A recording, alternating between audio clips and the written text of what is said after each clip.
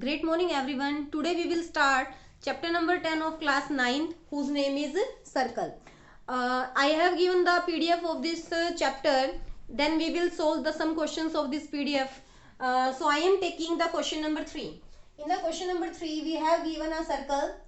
In this circle a line AB is passes through the center O. O is the center of the circle and one more point on the boundary of the circle, its name is C. And we have to show that the sum of these angles A and B will be, means we have to show what will be the measurement of these two angles. इन दो angles की measurement आपको show करके बतानी है क्या होगी. तो देखिए एक रिजल्ट रिमेंबर कीजिए कि जब कोई भी कोड सेंटर से पास करती है तो वो बन जाती है डायमीटर सर्कल का, और सर्कल का डायमीटर रिमेनिंग पोर्शन में जो एंगल बनाता है वो हमेशा कितनी डिग्री का बनाता है, 90 डिग्री का. अगर ट्रायंगल की एक एंगल की मेजरमेंट 90 है तो अदर टू का सम कितना बचेगा, ऑब्वियसली 90 का बचेगा, because sum of the angles of the triangle is always 180. तो अदर टू एंगल्स कितने डिग्री के बचेंगे आपके, 90 डिग्री के. तो just you have to give the answer 90 degree by recalling the result. The diameter of a circle always make an angle 90 degree in its remaining portion. After that we have a question number 4. In this question we have given the angles of the four vertices of the quadrilateral. Angle A है आपका 90 degree, angle B की measurement है 70 degree, angle C is 95 and angle D is 105 degree. ये चार measurement है. सबसे पहले आपको चेक करना है क्या ये चारों एंगल्स क्वाड्रिलेटरल फॉर्म करेंगे या नहीं करेंगे. तो जैसे ही आप चारों एंगल्स को प्लस करेंगे तो इन चारों एंगल्स का सम आपका आता है 360 डिग्री. कितना आता है, 360 डिग्री. अगर चारों एंगल्स का सम 360 है that's mean they are making a quadrilateral. तो yes they are forming a quadrilateral. तो आप यस राइट करेंगे, क्वाड्रिलेटरल इज फॉर्म्ड. उसके बाद नेक्स्ट जो क्वेश्चन आपसे पूछा गया है, नेक्स्ट क्वेश्चन है क्या ये क्वाड्रिलेटरल साइक्लिक होगा.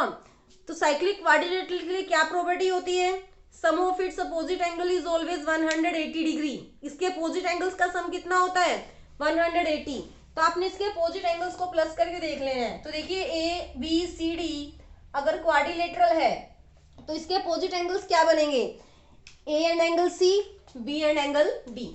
तो ए और एंगल सी का सम हमें साफ साफ नजर आ रहा है, this is not equal to 180.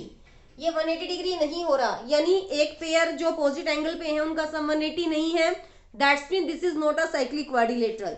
तो क्वाड्रिलेटरल तो है बट साइक्लिक क्वाड्रिलेटरल नहीं है. Then in the next question we have to find, in the next question we have to find the distance of the given chord from the center, and distance will be perpendicular distance. Okay, what we have to find, we have to find the distance of this chord from the center of the circle. The length of the chord is, that is I am taking as AB, the length of the chord is 10 centimeter and its radius OA and OB both are of the measurement 13 centimetre. दोनों radius आपकी 13 है. तो आपको find करना है इस code का centre से डिस्टेंस. तो जो थ्योरम मैंने आपको करवाई थी उस थ्योरम में मैंने बताया था कि किसी भी कोड के ऊपर अगर सेंटर से आप परपेंडिकुलर ड्रॉ करते हैं तो वो उस कोड को इक्वल पार्ट्स में क्या करता है, डिवाइड करता है. तो इक्वल पार्ट्स में अगर ये 10 को डिवाइड करेगा, मान लीजिए इस पॉइंट का नेम एम है, here OM is perpendicular on AB. अगर OM AB पे परपेंडिकुलर है दैट्स मीन सेंटर से कोड के ऊपर परपेंडिकुलर ड्रॉ किया जा रहा है, that's mean it will divide the कोड. कोड को डिवाइड करेगा इक्वल पार्ट्स में. तो AM और BM दोनों कितने सेंटीमीटर के हो जाएंगे आपके, 5 सेंटीमीटर के. अगर कंप्लीट 10 का है तो दोनों आपके हो जाएंगे 5 के. अब देखिए जो OMA है this is the right angle triangle. OM में कैसा ट्रायंगल है आपका, this one, this is the right angle triangle. And in the right angle triangle we will apply the Pythagoras theorem so that we can find the length of OM. According to Pythagoras, the square of hypotenuse, that is OA, will be equal to the square of the base, that is AM, and square of the perpendicular, that will be OM. We will apply the Pythagoras. Here the length of OA is 13, so at the place of OA I will put 13. AM is 5 and OM we have to find. OM की value तो आपको find करनी है. The square of 13 will be 169. The square of 5 will be 25. Now we have to just find the OM square. So we will take 25 on the left hand side. It will become 144 after subtracting from 169. अब देखिए 144 is the square of 12. We know that 144 is the square of 12. Both sides square and square will be cancelled out and the length of OM will becomes 12 centimeter. तो क्या कह सकते हैं, इस circle का जो सेंटर है वो कोड से कितने डिस्टेंस पे प्लेस्ड है, that is placed at a distance of 12 centimetre. Now in the next question we have given a circle. In the circle this is the centre O. A, B, C are the 3 points that lies on the boundary of the circle. In this question angle ACB is given 35 degree and we have to find the measurement of angle OAB. कौन से angle की measurement find करनी है, OAB. तो आप OAB angle form करिए सबसे पहले, A को B से ज्वाइन करके this is the angle OAB. ये वाला एंगल आपको फाइंड करना है. तो थ्योरम लर्न करिए कि सर्कल की कोई भी आर्क है, now AB is the minor arc of the circle, is making an angle AOB at the centre and making an angle ACB in the remaining portion, and we know that the angle at the center is always double the angle in the remaining portion. Centre पे बना हुआ angle remaining portion का हमेशा क्या होता है, double होता है. तो यहां से आप सबसे पहले आप AOB एंगल की मेजरमेंट फाइंड करेंगे. AOB एंगल कितना आ जाएगा, twice of angle ACB, ACB का डबल. अब ACB की मेजरमेंट कितनी है इस क्वेश्चन में, दैट इज 35. तो 35 का डबल कितना हो जाएगा, 70.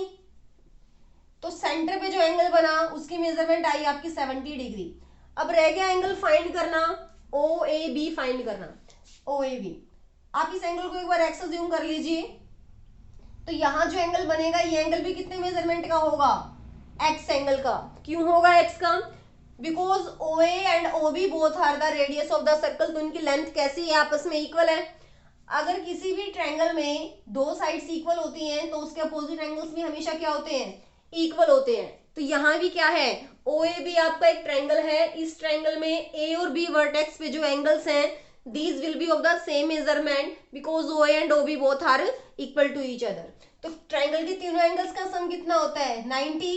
तो ट्रायंगल के तीनों एंगल्स को आपने प्लस करके किसके इक्वल कर देना है, 180. सॉरी 90 नहीं, 180. Now x and x will be 2x. Now we will take 70 on the right hand side, so it will convert into 110 degree. So the value of x becomes 55 degree. जैसे आप 110 को 2 से divide करेंगे आपके पास x की value आ जाएगी 55 degree. तो आप कह सकते हो जो एंगल OAB है वो किस मेजरमेंट का है, आपका 55 डिग्री की मेजरमेंट का है. So this was the question number 6 of the given PDF and the next question we will discuss in our next